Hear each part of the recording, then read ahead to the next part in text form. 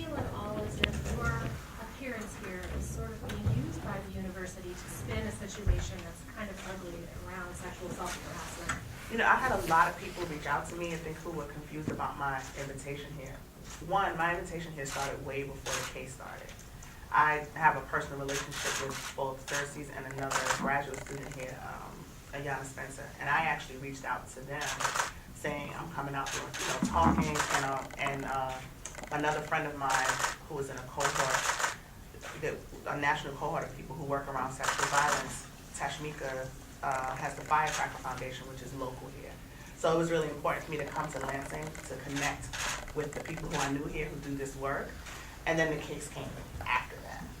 And so then it became important because as many people who reached out to say, don't let the school use you, also survivors were like, we're so glad you're coming here because you provide a source of hope, but we just want to hear from you.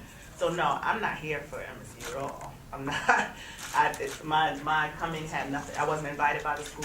I was invited by survivors to come, and I hope to speak specifically to survivors, all of them, whether they come from the NASA case or students on campus who, or feel like they're being overshadowed by the case, all of those people who have reached out through various channels. But yeah, my appearance here started before the case was a national story. One of the complaints we hear about the movement is that it ignores a lot of the intersectional aspects. What do you say to trans people, women of color, who don't feel like the movement involves them? That's not the movement. What I say to them is that people have, this is again, goes back to the first question about why the narrative has to change, because we've allowed the media and corporate America to shape what the Me Too movement is. And what they say it is about women in Hollywood and high profile cases and things like that. If you are, I always use this as an example. I don't think that it's possible to acknowledge me as the founder or leader of this movement and then say you're left out, because that's not the work that I do. And so my work is definitely inclusive of the most marginalized, including queer and trans folks, disabled folks, women of color, black women, children, older people, right? Military people, all these different folks, sex workers, like people who we just don't talk about, women in prison. Like, there's a whole spectrum of survivors out there. And so what I say to them is this is a survivors movement, and if you stand up to be counted, then you're counted. And anybody that tells you, any place where your story doesn't exist, any place where they're not counting you is not the movement. And you should you should not go in that direction, right? You should go where you are welcome, and everybody's welcome into anything that I'm doing. A lot of survivors and students have been critical of the university's response to the scandal. I wondered if you might have some thoughts on how an institution like MSU can be empathetic to survivors and start them on the pathway to healing. Thank you for that question, because I think that that's the way to do it. Like, if you are even asking those questions, how can we be empathetic and how can we start you on the pathway to healing? You have to let the people who are standing up and saying, this hurt me, I'm a part of this school, I'm a part of this community, I'm a part of this family, and I'm watching you I'm watching you respond to this really hurtful thing, and it's hurting more. And so the school would have to start by listening to what people are saying, really listening, right? Not paying lip service to it, not just having like a town hall meeting and letting people get up and rant and rave or whatever, but like take some real measures of accountability. What does it look like when you allow students to come into the process? And whatever those closed door meetings, and again, I don't know what the process has been, I just know what I've seen over the years, and not just this institution. A lot of times a thing happens and then the institution decides we're going to go in this corner and figure out how to make it better. And then I was just at, I shouldn't name other schools, but anyway, I was just at, what's the school? Penn State.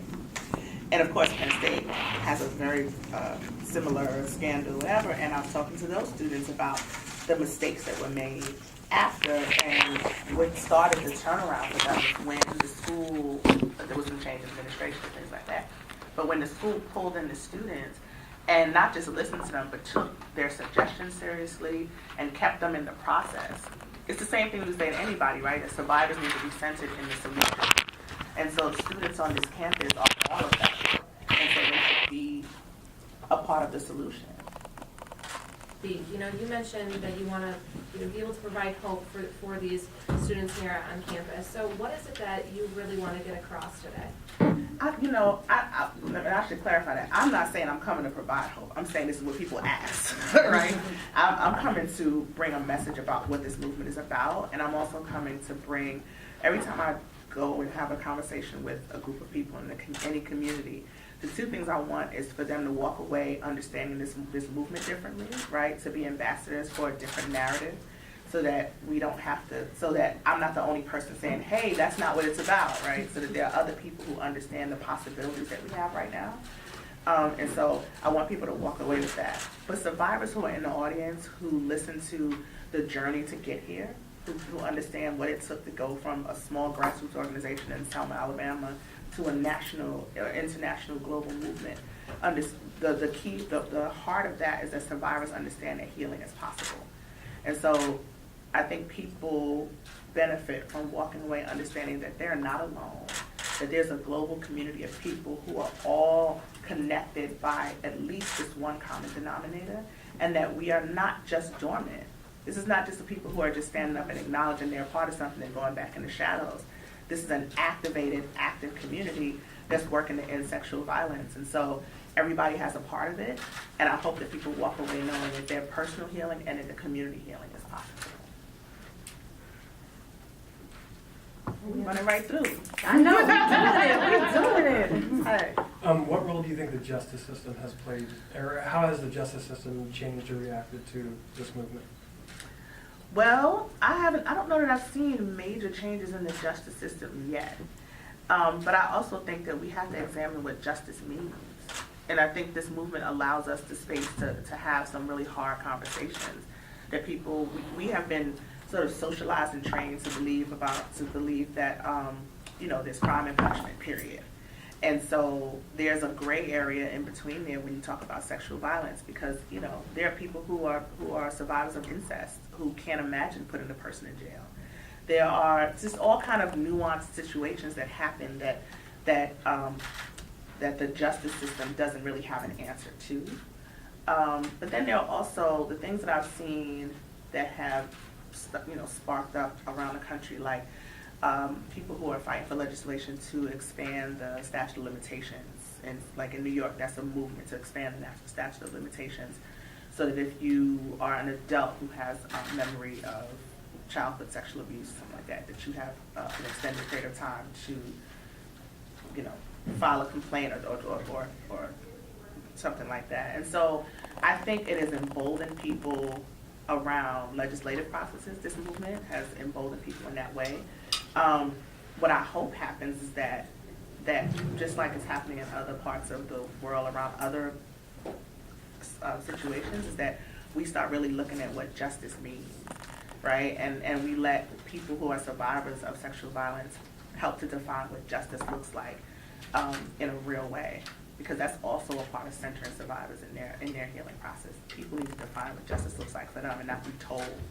Because then if it's like this girl right here, then if you don't get it, you go through a process and you don't get this thing at the end and you still feel empty. And at the end of the day, really it's about your wholeness. It's not necessarily, if you talk to survivors, 9 times out of 10, they will say the first 5 things that they want have nothing to do with the perpetrator, right? They want to be seen, they want to be healed, they want to be believed, they want a community. They'll name a bunch of things before they get to what they want done to the perpetrator. So we have to listen to what survivors are actually saying they